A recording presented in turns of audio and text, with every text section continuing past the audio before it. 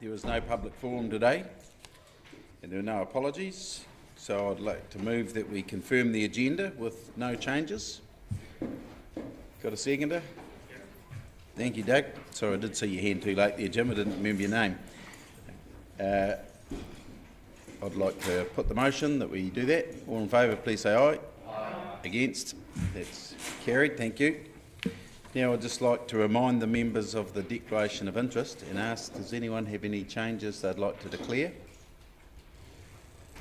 No changes? Well, if that's the case, I'd like to move that we note the elected members' interest register and confirm the management plan. So I've got a seconder, Councillor Walker. Any discussion? All in favour, please say aye. Aye. Against? That's carried. Thank you. Now I'd also just like to, we've got the minutes of the previous finance meeting held on the 9th of February 2021. I'm happy to also move that they are a true and correct record. Have I a seconder? Thank you, Councillor Hall. Any discussion? I'll put the motion. All those in favour say aye. Aye. Against? That's carried. Thank you.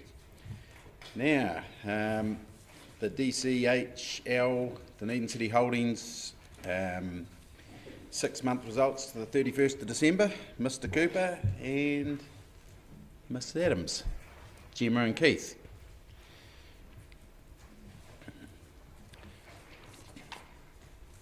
I would hope that the report has been read by all the members, but is there anything you'd like to start and preface with?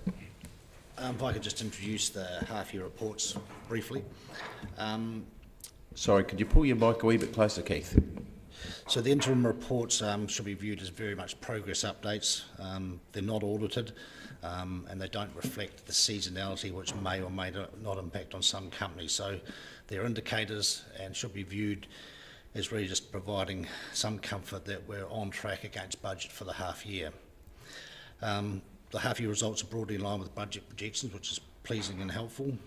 Total revenue is a little lower than last year, but in line with budget again. So we're sort of not seeing anything that's causing us any great concern. Total term borrowings increased by about 11 million to 101 million, principally driven by CapEx expenditure at Aurora and DCC.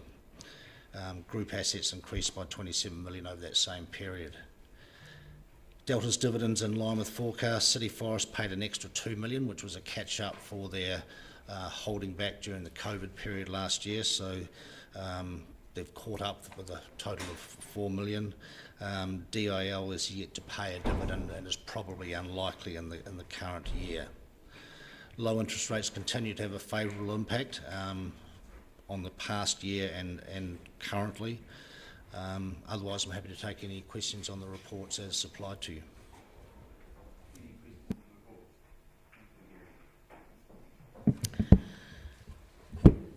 Two questions. One is page 29, and throughout the various reports there's comment on progressing carbon footprint reporting. I just wonder how that's progressing. It's progressing quite well. So the companies are all, we're getting confirmation this month, but they'll be expected to report their carbon footprint in their 2021 annual report. So you'll see those around September this year. And then we'll come to it later in the meeting, but in their statements of intent for next year, they're committing to having emission reduction strategies in place. Thank you. And on that same page, it talks about the higher than budgeted total dividends, allowing for increased debt repayment. Where will that debt repayment be focused? The dividends that DCHL as parent company received have been used to pay down DCHL parent debt.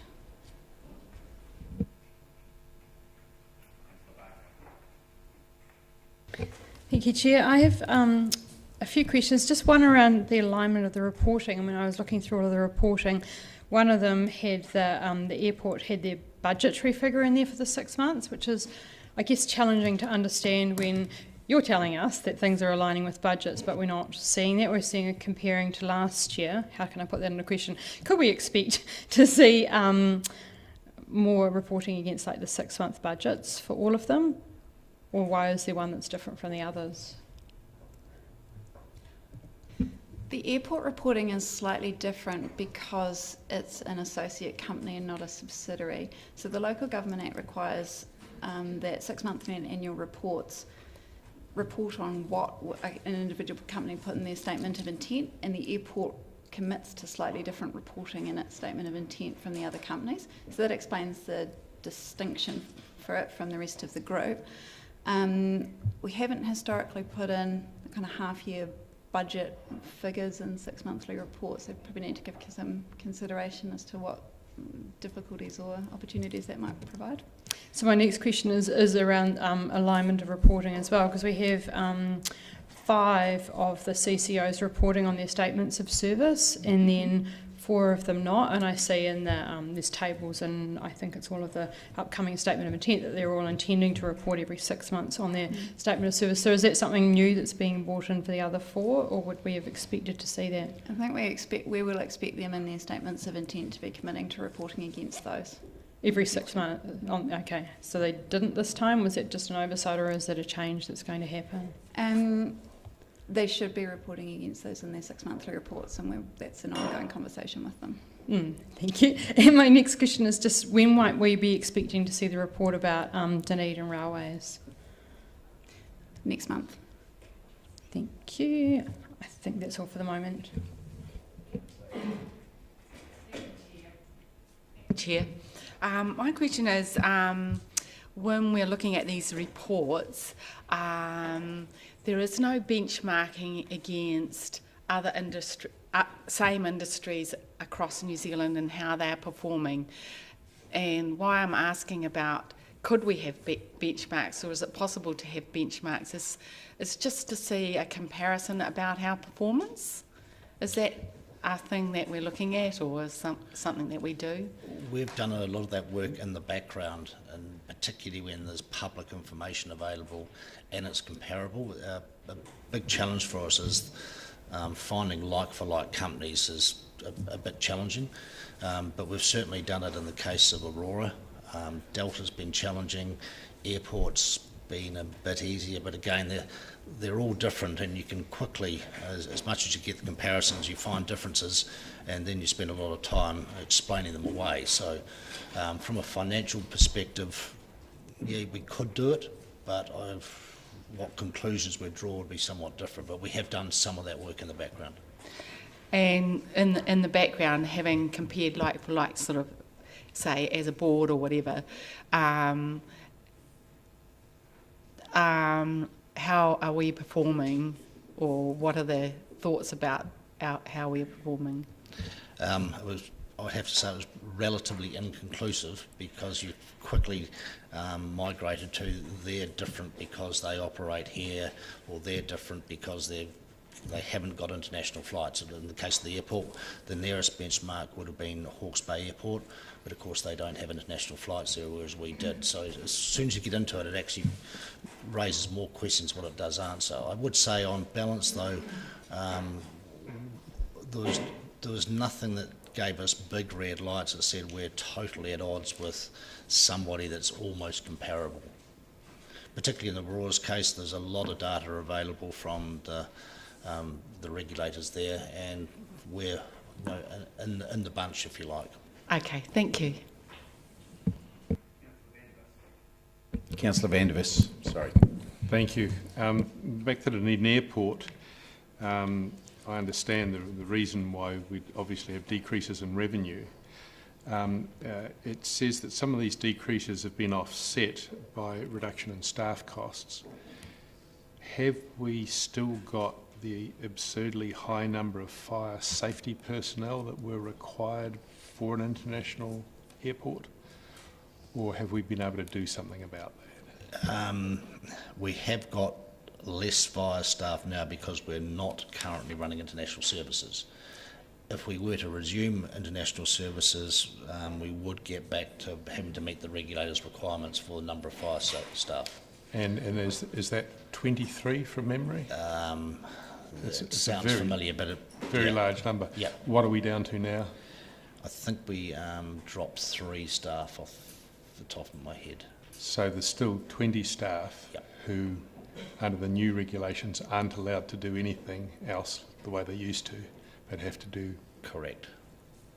Incredible. All right, thank you for that. Looking at Dunedin venues, again, we understand the reasons for losses, $250,000 for 6 months. I understand that staff levels were dropped quite significantly at Dunedin venues.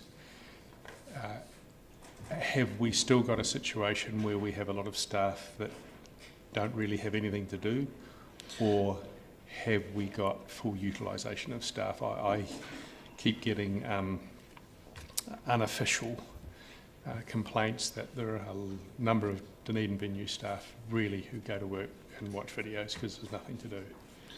I wouldn't accept that. We halved the staff numbers, and we had 32 and we released 16 people.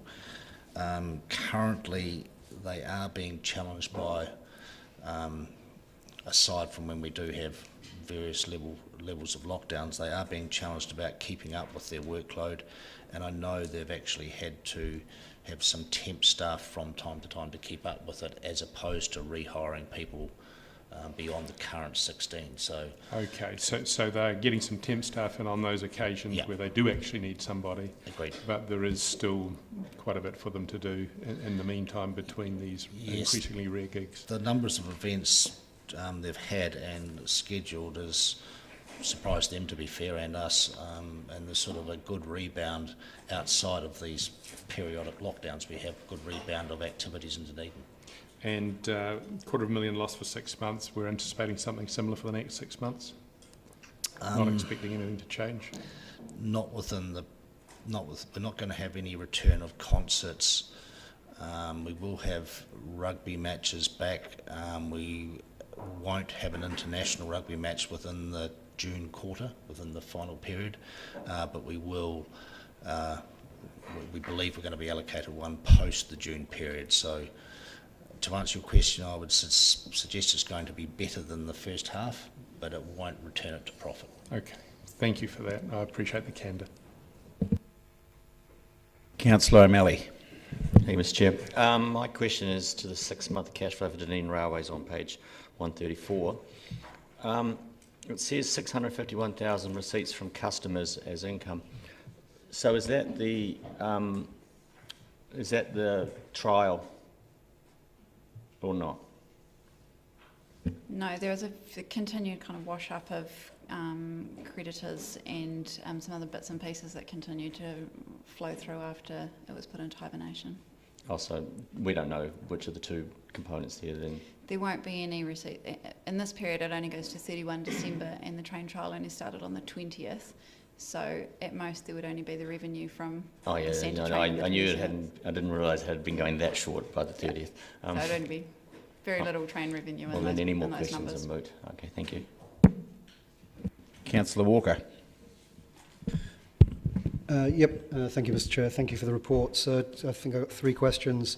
In the city forest analysis, I think on page 69, you allude to some questions or doubts around the Korean market. Just interested what those potential problems were, and I guess second question, how exposed are we to the Korean market? It's very last paragraph, it just talks about creating challenges in the Korean market. Very last paragraph at page 69. Unfortunately, no, I don't know the specifics around that background. It is one of the markets, and they are pretty diversified. So we haven't been reported to that's having a material impact because of that diversification, but I don't know their specific issue there. Be good to find out. Second question is on page 85 on the Delta, and I am very encouraged in previous conversations, so I'm encouraged to hear that the team is dedicated to undertaking the modernisation of the systems and processes. How far down the line is that, and when do we envisage that will be completed? It sounds quite encouraging overall, the Delta report. Yeah, we met with the Delta board last week. For anybody that's been involved in the implementation of an ERP type system, it won't be a surprise that they have changed project managers. The delays have been frustrating. They couldn't get good enough answers as to when the final go live was. So they've appointed a new project person, and they're envisaging it being a month behind schedule. That said, they're already seeing the impact of the thinking and the processes delivering better outcomes, but it's all yet to be bundled into the new system. So it is a month behind. Okay. And final question is just a generic question around all the companies around the makeup of the board. And I noticed, for example, Delta and City Forest have 4 directors, and Stadium has 6, Dunedin Treasury 6. With the companies with 4, so it's a two-part question. A, is that the designated amount? And if so, does the chair of the board of directors have a casting vote?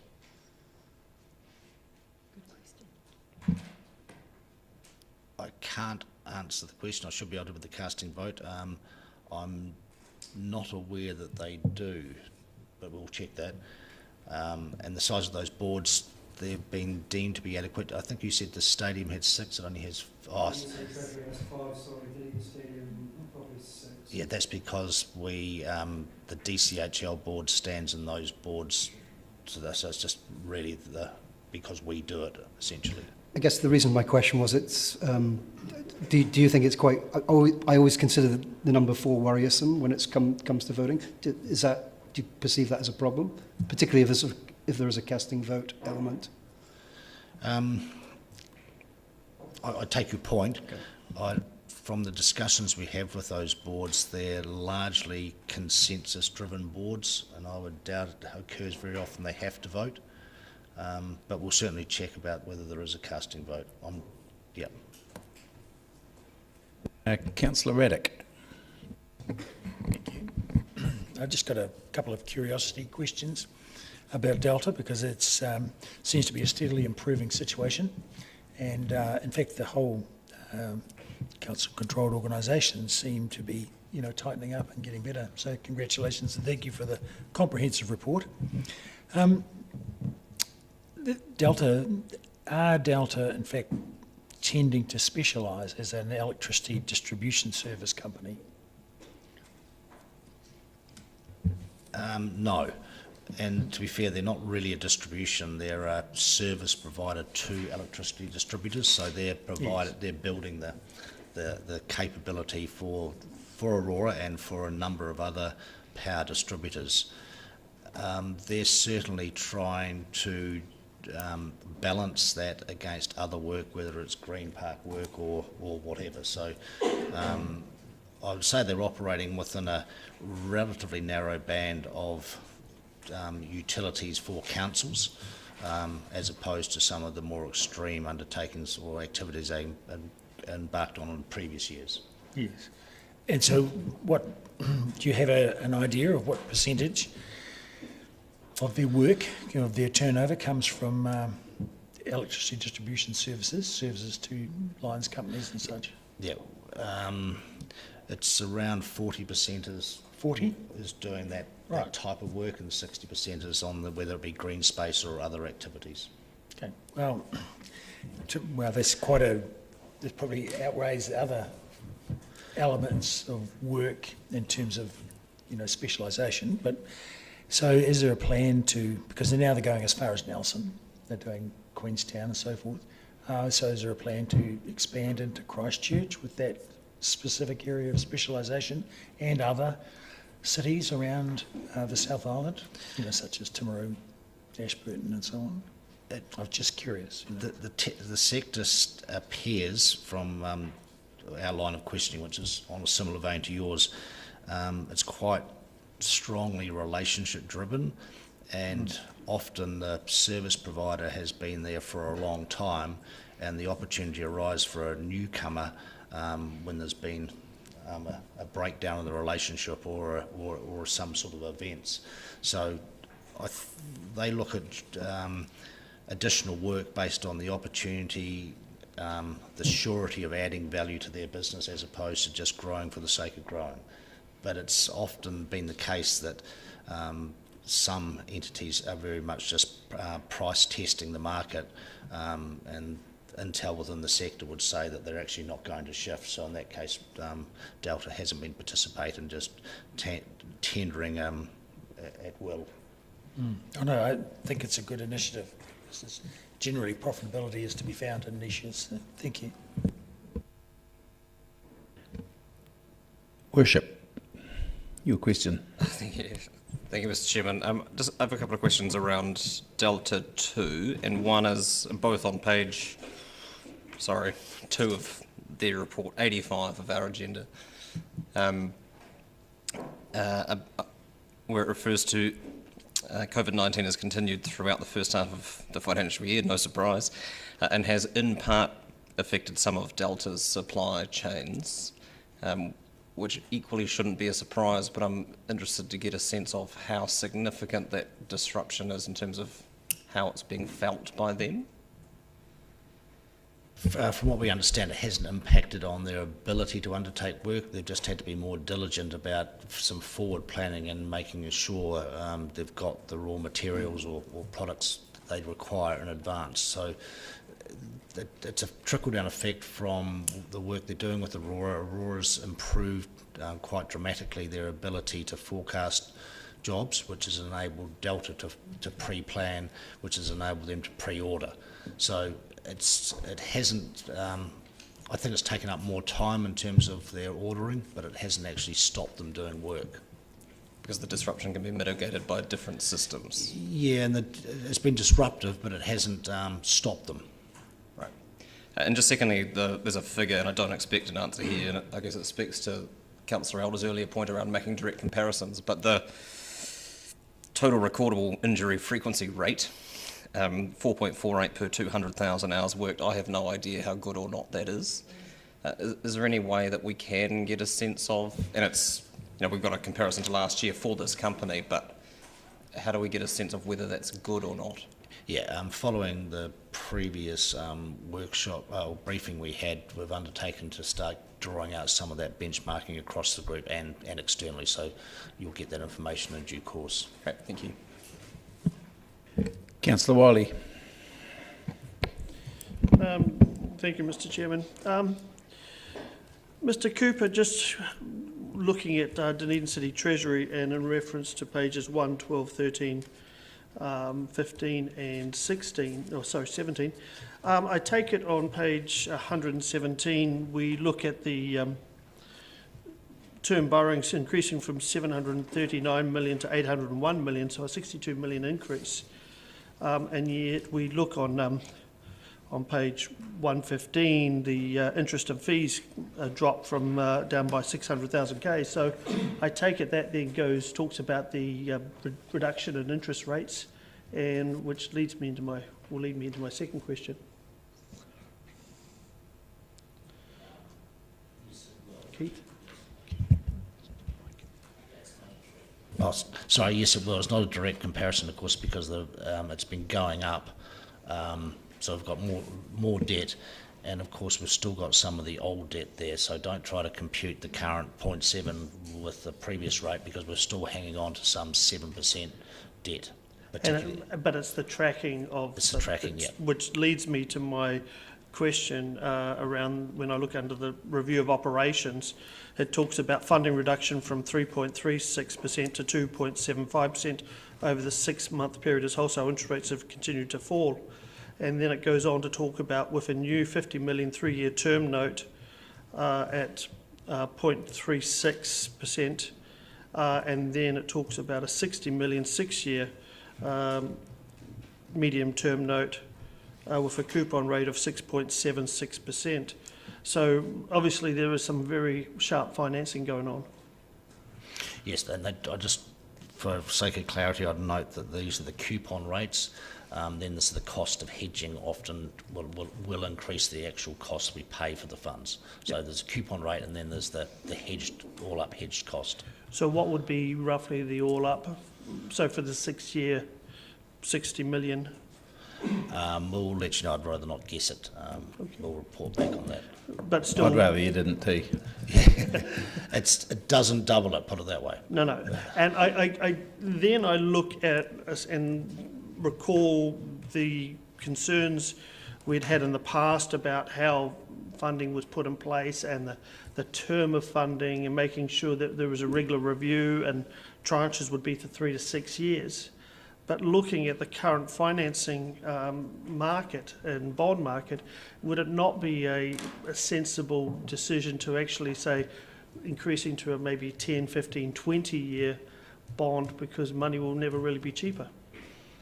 That's certainly a very rational approach to it, and I think that conversation may have happened some years ago when we signed up for 7% because money would never be cheaper, and it has been, but given where we are now, it's unlikely to be any cheaper. So that's certainly something we're looking at, particularly when we know what the long-term position is going to be. So in this instance, with Council deliberating on its long-term plan, once that's settled, it's certainly a conversation we'd be encouraging to say, do we want to lock this up for a significantly longer period, because it's not going to be paid down in any short space of time. And similarly with Aurora, once we know the outcome of their CPP process, that'll give us the confidence to say, right, this is what we could put on a long-term debt plan. Okay, and not really wanting to get into the whole Aurora story as such, but the one thing I'm taking from this is, if there was ever a right time to be investing in Aurora and doing the upgrade, now is the time. Where if we had have been 2010 or 2012, the cost would have been dramatically higher for everyone. Yeah, it's a fair comment. However, the regulator also takes into account the cost of funding, or the WACC, and it all goes into what the regulator allows as the return on the investment as well. So it's sort of neutralised. Councillor Geary. Thank you, Mr. Chair. Mr. Cooper, I want to pick up on the question that His Worship asked around supply chain, and this time in relation to city forests. So you talked about an impact there, and I wondered what your view is, because this will have been written at a particular time. It's amazing how a couple of weeks can make a difference. With the global pandemic context and the arrival of the vaccine, what is the view around supply chain disruption into the future, impacting on our CCOs? It may be too early to form a view, but I just wondered if you had a view. But I think people are noting some frustrations. Delta would be an example of that, but we're certainly not being told that we've had to stop work because we couldn't buy or we couldn't import.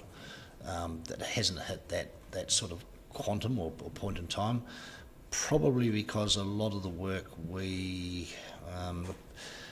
if you look at Delta's, there's probably pretty minor consumables.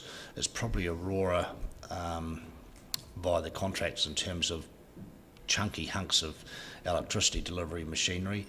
But again, they've got a work plan which goes out a number of years. And from my understanding is that if there is a supply chain issue, it's sort of months, and they can juggle that work around other pieces of work.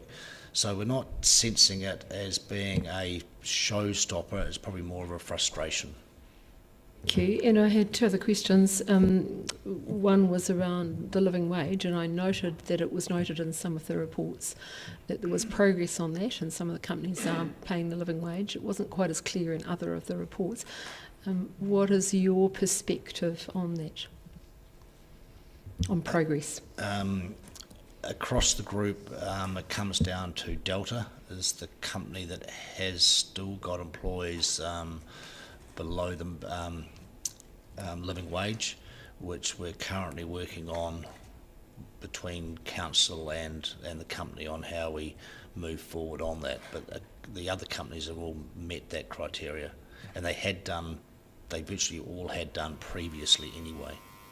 Excellent, thank you. And finally, internships were mentioned in at least one of the reports. So forgive me, I don't think I saw it in any of the others, but what is the internship program looking like at the moment?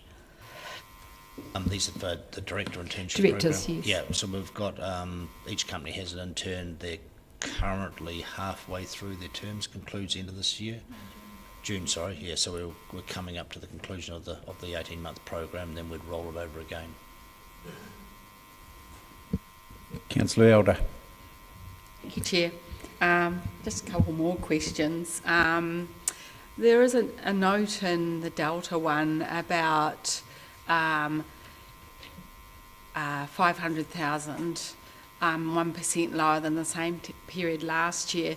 And looking at future work with lines maintenance and operations to do with lines, is there any planning around in the future that work decreasing, and what kind of training and diversification Delta might need to do to pivot their industry? Sorry, as I answered the previous question, they're fully aware that they're going to have a reasonably solid load of work from Aurora for a period of time. However, they're also fully aware that they need to also diversify their business so they don't suffer any downward turn as the Aurora program unwinds, as it will do in the future. So hence they are looking to diversify into other electricity regions or supporting other electricity suppliers, but also expanding on their green space work and other utility services to council. So it's very much part of their game plan. They're not sitting back relying solely on electricity based work. The other question, a couple of questions around forestry, and there's a good record there with safety to do with forestry. Does that mean all the contractors as well, or is it just forestry? Yeah, primarily City Forest has a very small team of actual employees, and the bulk of their work is provided by contractors, yes. And so the safety record of contractors is included in that.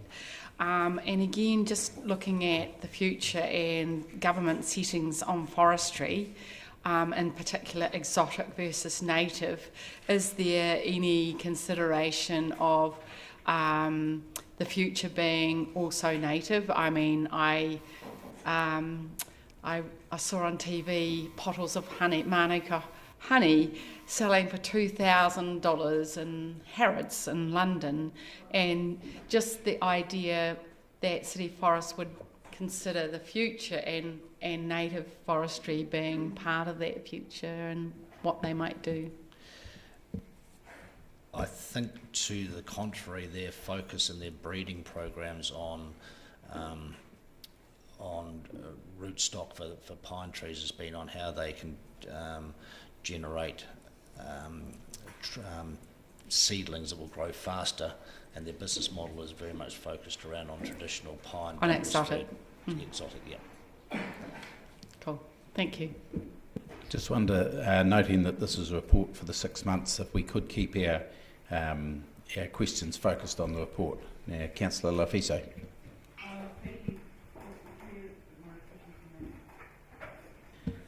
Thank you. Councillor Barker.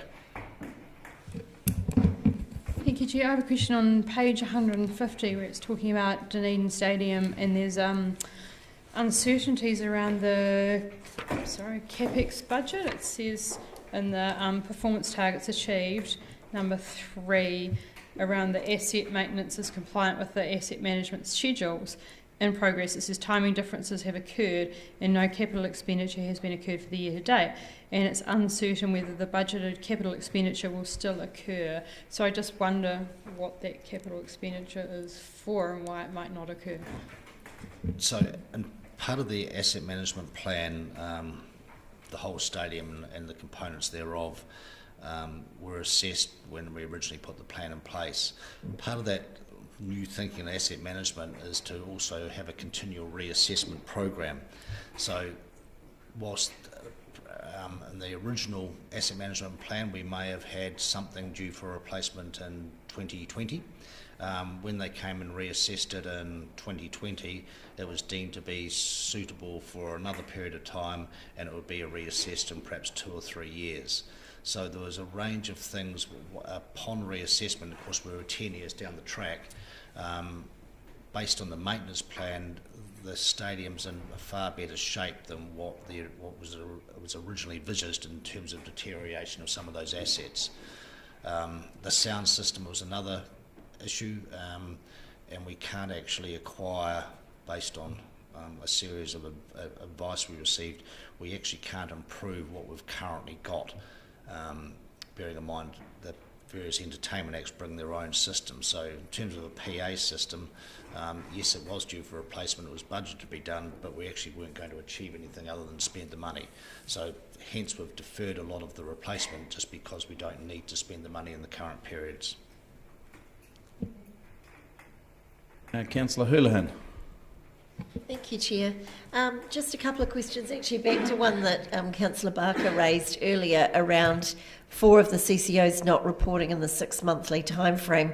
How common is that? Does that happen quite often, or is that just only once? Or It's just with respect to their statement of service performance, and what I should have added to the question before is that their reporting against that has been provided to DCHL, so they have actually sort of achieved their goal, but it hasn't been put into their 6-monthly report. So we monitor that really carefully, but whether they're on track for that. Right. So it has been reported and it has been provided on time, and we feed that through to councillors, and that by exception we'll say if there's any performance measures that aren't likely to be met during the year, or things, we'll raise that in our quarterly updates.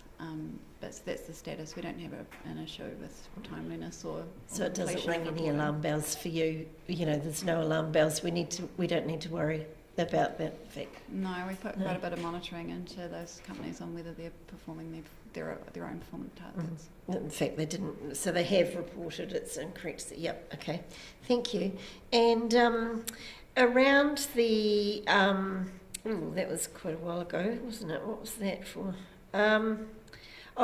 Have any of the companies suffered financial loss or had to defer projects due to blockages at the port? You know, a lot of products and things haven't been able to get through because of blockages at the ports at the moment with a lot of things happening.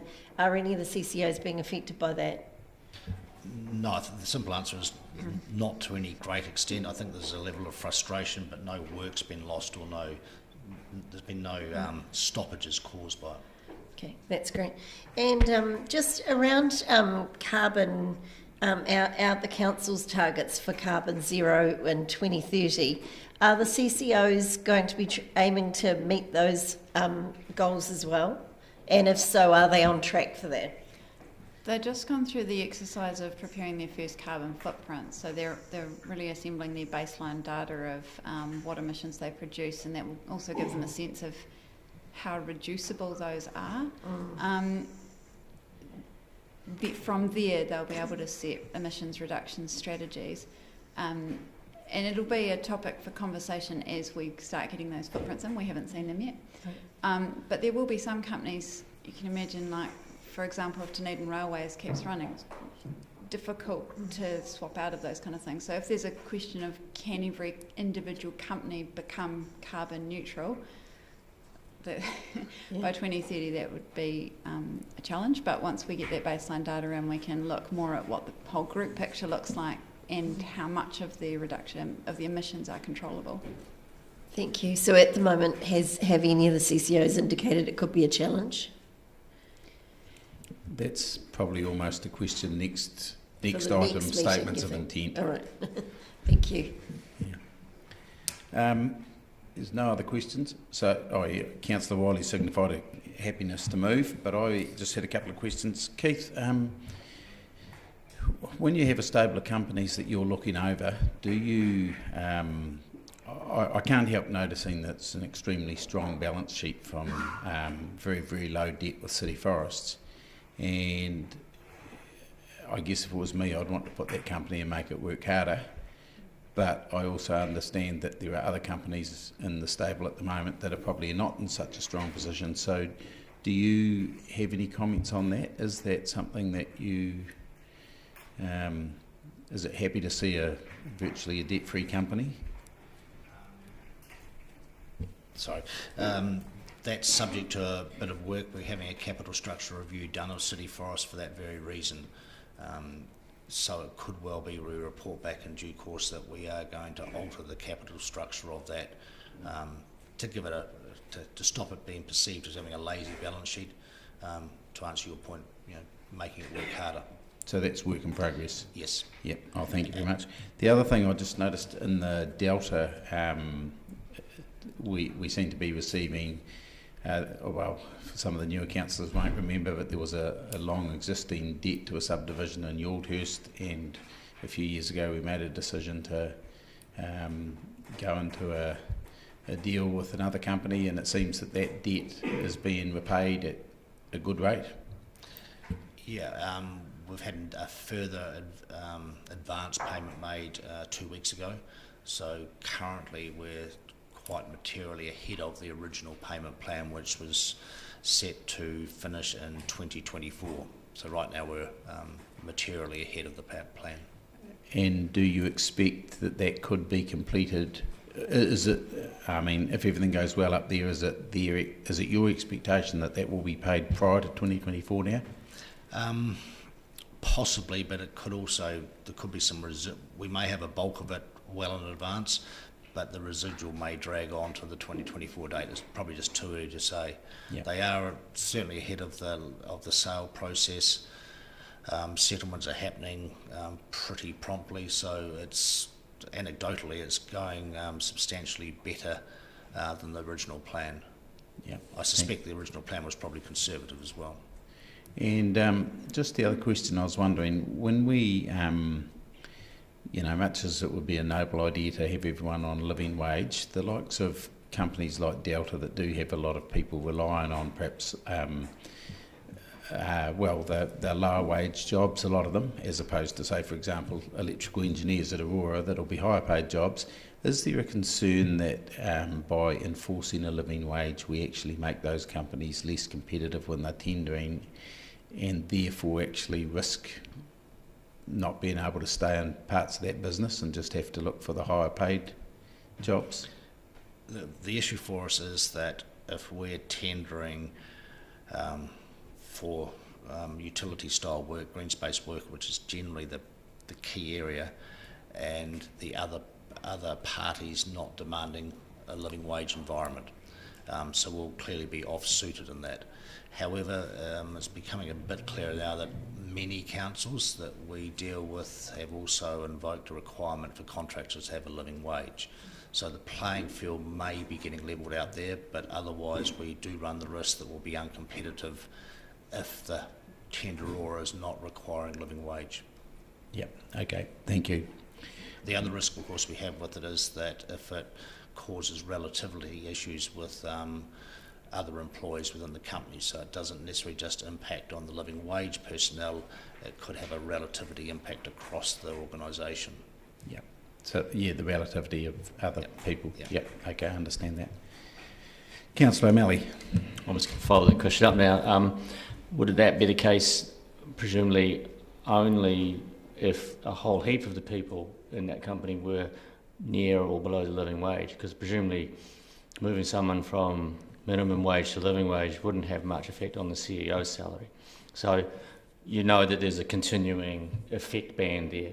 Would it not be that the only ones that would be strongly affected would be ones that are actually already on very low wages then? Not necessarily in a unionised environment where relativity is held on to. So it can trickle right up to not quite the CEO level, but certainly reasonably far up the personnel rankings. Is there any chance that we could get that actually converted into a number in terms of the actual cost of that would be? Because I think this comes up quite often as a discussion point, and I guess we might be talking about, well, we don't know what we're talking about if we don't have a number. Is there any chance that the actual economic impact on those companies could be generated? Yes, we can provide that. Thank you. Okay, there's no further questions, so Councillor Wiley indicated the willingness to move. Do I have a seconder? Councillor Hall, we're in discussion. Do you want to speak to it, Andrew? Thank you, I will. Again, we look at these reports every 6 months, and this one was actually more pertinent than normal because it did really factor into a lot of what COVID had done with our companies. And when you look at the challenges that the whole city has gone through, it leads to the impact it's had on our companies and how they've been led. So with that, I wanted to thank the governance teams the CEOs and the management teams of these organisations that are the group of companies that make up under the DCHO umbrella. In particular note, I also wanted to make note of Mr Davies and his team taking on the Trains Not Planes promotion. Talk about going from a stadium to running a train promotion is not easy, but it talked about how the team there at the stadium have really worked to be more focused on the benefits of the city and what we can do, and the future where that could go. Mr Roberts and his team at the airport dealing with the many challenges that they face on a, I guess, at this moment, a weekly basis with the change in levels, but having what they've had to go through. And I thought the photo in our report was quite pertinent, that we had all the stalls upside down through the main foyer area of the airport, and looking at the challenges they've been through. So, we do have a number of companies that make up DCHL, but really looking at those ones in particular, but right across the board, I think it shows the strength of the governance teams and the management teams and how these companies are being led. Thank you. Any other speakers? Councillor Geary. Thank you, and thank you for the reports. And there's a couple of things I just want to draw attention to. One was, I don't know if we've had this before, but it was very helpful to have the directors named in the back of each report. I think it was each one apart from the airport, if perhaps I missed it. But I wanted to just note the progress. I know Councillor Lafiso and I and others over the last 4 years have talked about diversity in terms of all sorts of diversity. But I note real progress in terms of gender diversity on the boards, and I congratulate DCHL around that. I also want to note, just in terms of the living wage comments that have been made, that the minimum wage is getting closer to the living wage now, so it's not as big of a big deal, but it certainly is to those people who are low paid workers. And we often hear negative things in our community as our community struggles to understand the Aurora pricing and the customised pathway and all of those very complex matters. But I want to draw attention to the work on the harbour crossing. Some of us managed to view that in terms of the visual changes that putting those pylons, taking those pylons out on Quarantine Island and putting the cables underground and undersea are going to make. And I congratulate Aurora on that through you, because that's a significant change and a very positive change for not only the community looking across at it from both sides of the harbour, but for the city. So it's a very positive project, and I wanted to just note that. Thank you. No other speakers? You want to reply, Andrew? Okay, I'll put the motion that we're noting the reports is on the board. All in favour, please say aye. Aye. Against? That's carried. Thank you. Now, draft statement of intents, item 7. Same two speakers at the table. Okay, so statements of intents are a key planning document. DCH works closely with the companies as the shareholder to ensure our expectations, as we've had outlined from DCC, and what we've passed on to those companies are reflected in the documentation. We've changed the format slightly and tried to put more focus on specifics and tailored them per company as opposed to generic SOIs this year, and inserted some more meaningful and tailored performance measures to each company based on the previous year's interactions and areas that we've, as DCHL, believe needed to have some improvement or enhancement. Obviously, we've inserted into the SOIs the carbon emission reduction strategy in line with the Council's neutrality initiatives. I would caveat that, again, these are very much draft, and they include financial forecasts which are primarily based on last year's data, pending the April-May period in which individual companies' budgets are landed. So some of the figures are very much placeholders and are very much out of date already, based upon we are into a new year and yet to receive their budgeted data. Probably the two key companies where that's most relevant is that Aurora is carrying data from its original CPP application, which was lodged mid last year. Until such time as the final determination comes out the end of this month, we won't update that data, and of course we're awaiting the outcome of the DCC's 10-year plan to incorporate the data from DCC. So the two biggest drivers in terms of debt anyway are yet to be landed on for these SOI figures. So draft, from a figures perspective, I think there's some directional stuff there which is useful, and that we've got 2024 in the brace now, but happy to take questions on that. Councillor Benson-Pope. Thank you, Mr. Chairman. Thank you, Mr. Cooper. And I was pleased to see the work you've done to align the formats with both council policy and across the group. I was interested in what appears to be one omission in respect of the airport company, in respect to that final clause about the reporting on the minimum wage component. It may be there. If it is, I didn't see it, but if it's not there, is that a result of the joint directorship? And if so, can I assume that the Crown directors have refused to agree to that? It is to do with the joint ownership. So there was, when the other companies committed to reporting the proportion of workforce receiving living wage in last year's statements of intent, the Crown didn't want that put into Dunedin Airport's statement of intent, not because they disagreed with the principle, but they didn't want to have one company in their portfolio that committed to that without the others. It is a little moot because 100% of the airport staff are paid living wage, and from memory they do write that into their annual report. They just don't make it a requirement of themselves in their statement of intent. Okay, thank you. Any other questions? Councillor Barker.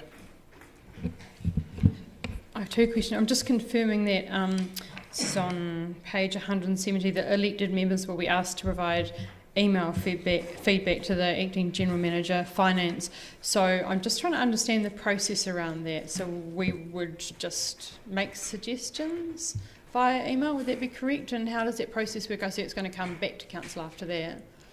So, Councillor, I'll answer that if I can. We've never had a formal process before, and so what we're proposing is Mr. Logie and I will craft an email following this meeting that will go out and seek feedback from elected members, and that may not always align, and so then we will combine that feedback and bring it to Council where it's, and then Council can choose which of that feedback they wish to take to amend the statements of intent. Thank you. My next question, I guess, was sort of relating to that overall, because I had a pretty good read of the annual reports, the statement of intent previously, etc., trying to see what was different this time from last time. And I would just give a quick example, which is, page 272, where Dunedin venues previously had achieved 75% retention rate of member renewals and achieved 45 new memberships, and that's been taken out of the new suggested performance targets. So for reading it, it actually makes it quite challenging to see what the differences are. I just wonder if there's an easier way of presenting that. We did ask all the companies this year to rationalise the number of performance measures, because there were just pages and pages of them. So we asked them to focus on the ones that they thought were most meaningful in terms of their business performance. There will, and just speaking to that specific example, there will be some measures that companies have revisited and thought, are these still sensible in a kind of COVID environment? So that may have been part of DVML's thinking there. We can provide a reasonably high-level summary of what may have changed in statements of intent from the previous year,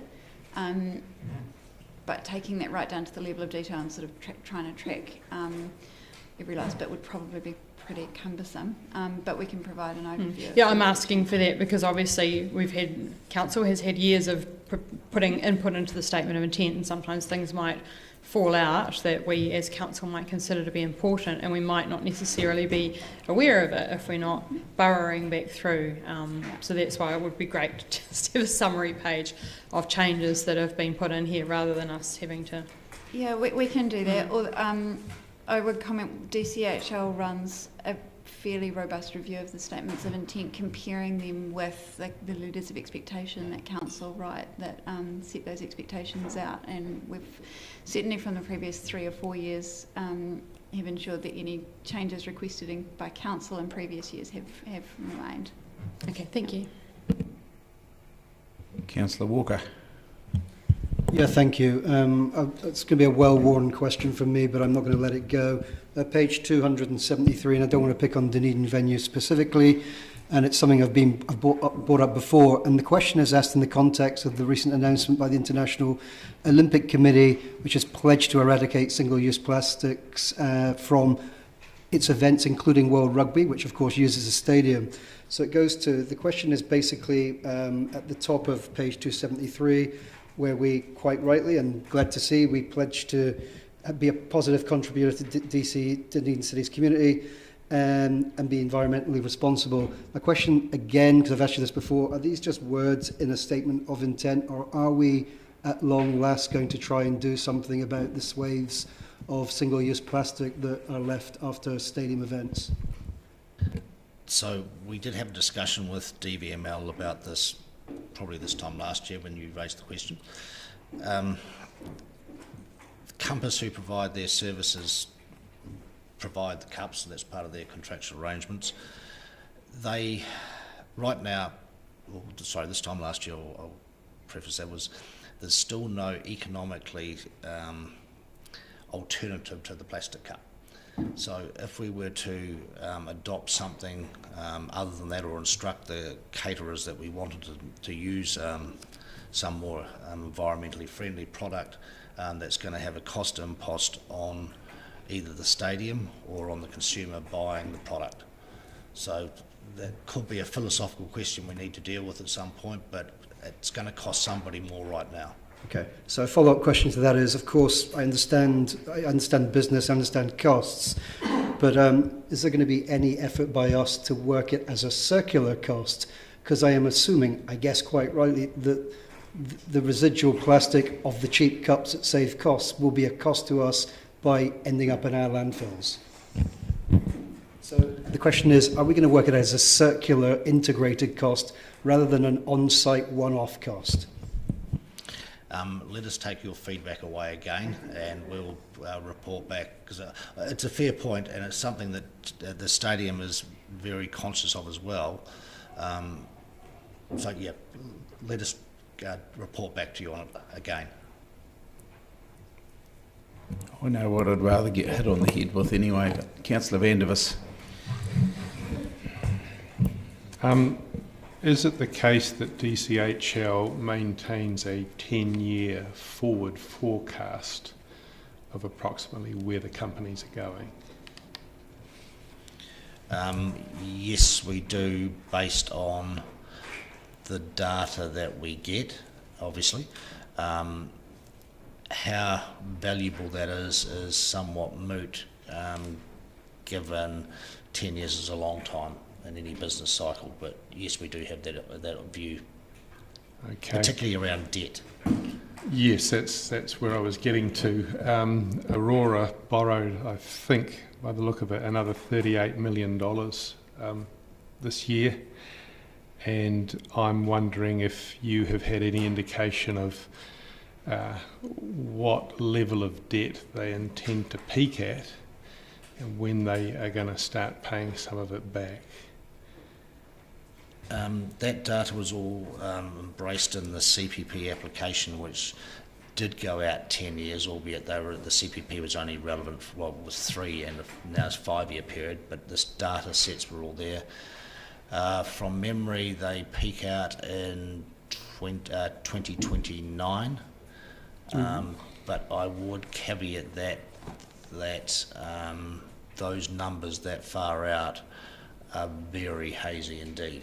Yeah, I understand they get more hazy as the years increase. And they also haven't been recut since the CPP was done. And of course, once the CPP becomes clear, that's going to deliver us some more hardwired data that would insert into the model. Right. Now, DCHL Limited had to borrow money to pay the shareholder advance interest payment last year. Have you predicted when you will no longer have to borrow to do that?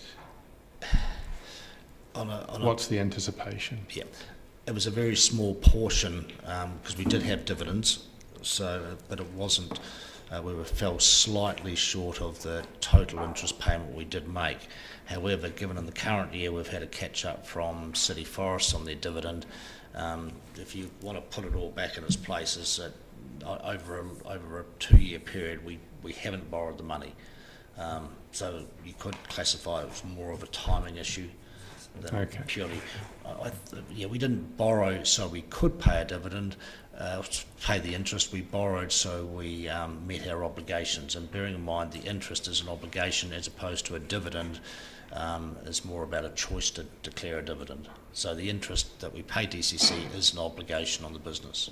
Right, I understand that. Thank you. Any other questions? Marie. Tēnā koe, Mr Chair, tēnā korua. Thank you, Mr Cooper and Ms Adams. My question relates to paragraph 3, approach to governance on page 178. It talks about diversity and all that stuff, but I'm just wondering, it says whether knowledge of tikanga Māori may be relevant. On what basis does DCHL decide whether that's relevant or not? We look at the needs of the business across a wide variety of facets, and if there's a specific need for any skill set, whatever it may be, we tend to embrace that. We also use the DCC framework for appointment in terms of capabilities or various skill sets. That said, I'd also caveat it that we're also largely governed by who applies. So we do try to match up those skill sets, but in general terms we always end up dropping some of the requirements based on who actually applies for those roles. So it's very much defined as what are the requirements of the business, then we attempt to recruit against those requirements as necessary. Councillor O'Malley. Yeah, Mr Chair. It's just a process question really to follow up on the idea that councillors can feed back via email. Is this, and I'm following on Councillor Walker's particular question, so would an email option be goals, objectives, performance measures, that if the councillor wanted to talk about removing the single-use plastic cups, there's a mechanism we could put in where we could request that that be inserted into the SLA? At least if not this time, next time. That would be something that we would, if that's feedback we get from the councillors, then we would put it in the paper that comes to council for decision, and you would collectively vote on it at that point. Councillor Elder. I just note in both Delta and Aurora's statements of intent, our team or in Delta, stuff around change management and staff satisfaction. And I was just wondering, I know those are in statements of intent, but around, because in fact Delta and Aurora have gone through vast change over the last few years, is there then any reporting back on that in the next statement of intent as to how that process has gone and how that is tracking? If they include it as a performance measure in their statement of intent, then they must report against it in their annual report. Mm-hmm. And just a following question, even though it's slightly, it is related. I was just wondering how that progress is going as to date, even though this is about statements of intent. I'll answer that in two parts. What we've tried to do is refocus the statements of intent on what's going to hardwire, if you like, the performance of the business. So the key criteria is it's going to have a positive impact or potentially a negative risk to the business, as opposed to the more soft measures which we talk to the companies about when we have the one-on-one meetings with them, and that cultural stuff is very much what we have on the one-on-one stuff, principally because it's hard to measure.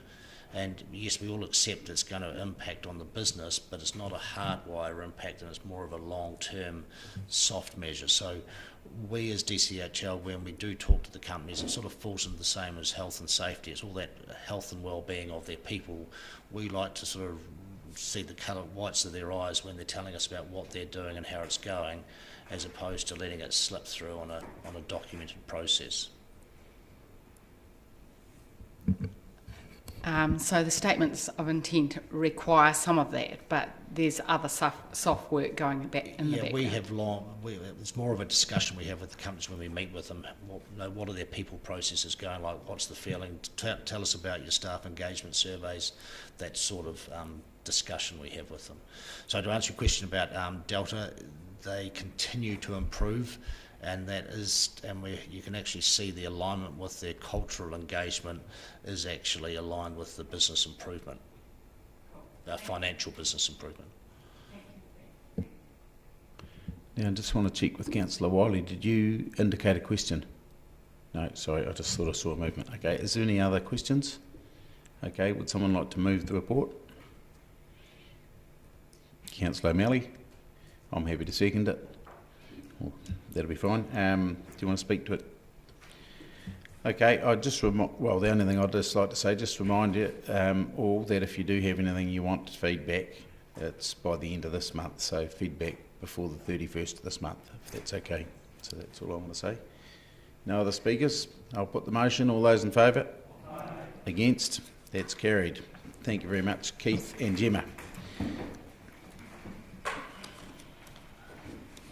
Item 8, the financial result to the 31st of January 2021. Mr Logie, would you like to speak to that? No, just happy to take some questions, Chair. Any questions of the report? I guess I've got one, Gavin, and it's probably the old chestnut that we always go on about, but 7 months into the year and we're behind in our CapEx by about 23 million, is it? 23.5 million, and I'm worried that it will fall further for the year, but either way I think it's very unlikely that we'll catch up, and I'm just wondering, maybe this is a question for the Chief, I'm not sure, but the question I have is, when we're setting a long-term plan that's got on average significantly higher CapEx spends, do we have any hope of achieving our outcomes?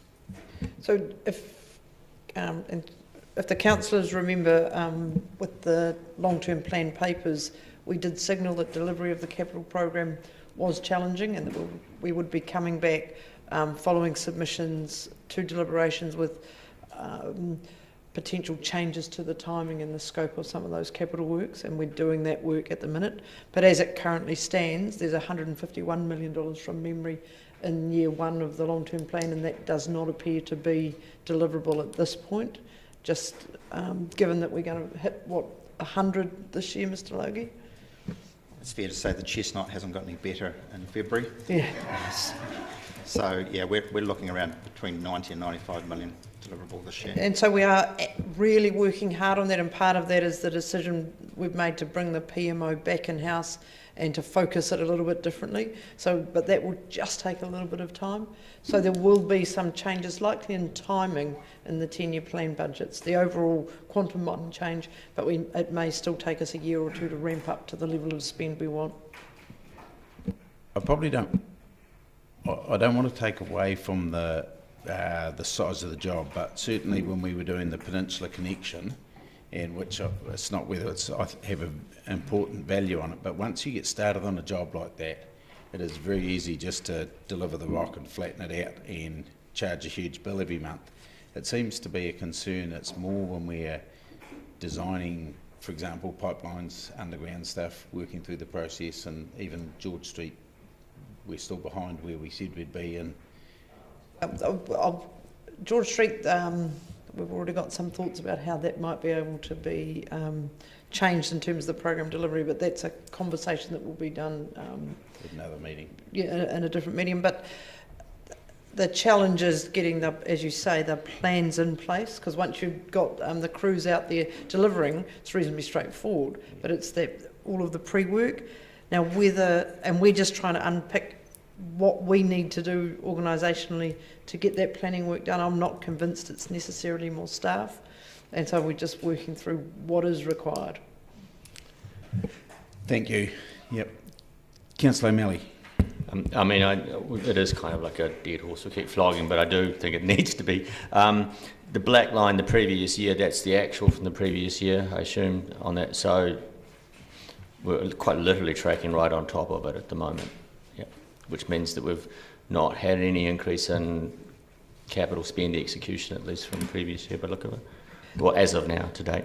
Look, Mr. Drew, who's had to leave unfortunately, but he has been doing some work on, he thinks the numbers are likely to be better, slightly better by the end of the year than they're tracking at the minute, but he's still working through those February numbers. Councillor Elder. Oh, sorry, no, Councillor Walker. Thank you, Mr. Chair.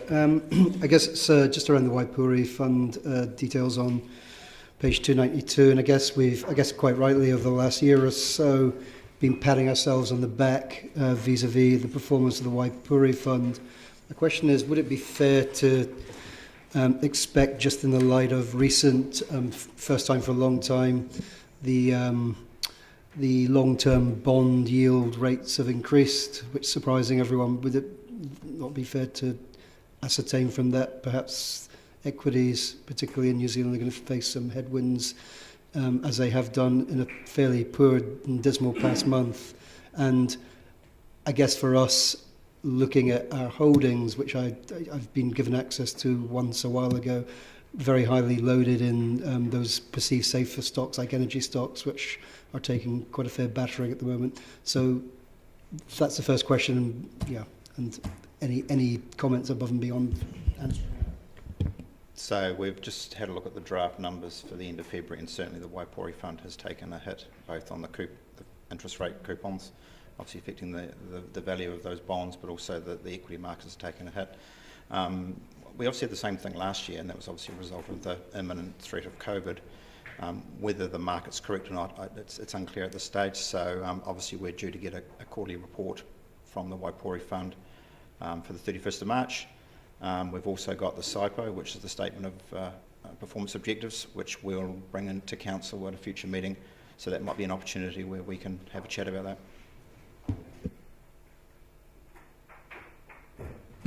Councillor Elder.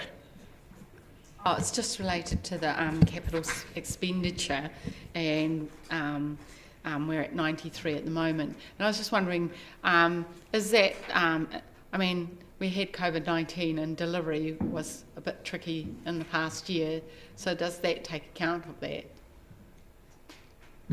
Yes. Yeah, because would it be that, in fact, in a normal year, we would have been able to actually do quite a bit more? No, I don't think so. Look, no. We've struggled just with delays for various reasons, and the chair was right. It's us being able to get the things out the door to delivery that is the challenge. And some of the bigger projects have started to wind down, and they are what was driving some of that spend in the previous years. I just wanted to clarify that. Thank you. Okay, I've got no further questions. I'm willing to move that we... Oh, sorry, actually, no, I do have a question myself, Kevin. Just at the start of this year, we were sort of widely condemned by some people because we signed off our first ever unbalanced budget. We didn't expect to make a profit. Is there any change? Is there? I note that the accounts are generally tracking in a pretty good direction. Is there a likelihood that we will break even for the year? Again, subject obviously to the caveat on what's happening with the Waipori Fund. Certainly we're tracking that way. Obviously the landfill was the one that we adjusted significantly on the anticipated volumes, and certainly the volumes through the landfill are higher than expected. So, yeah. People can't go on holiday, so they're cleaning up the sections. Can't comment on people's habits. Yeah. I'm willing to move the report. Councillor Hall is willing to second it. Does anyone want to speak to it? Councillor O'Malley.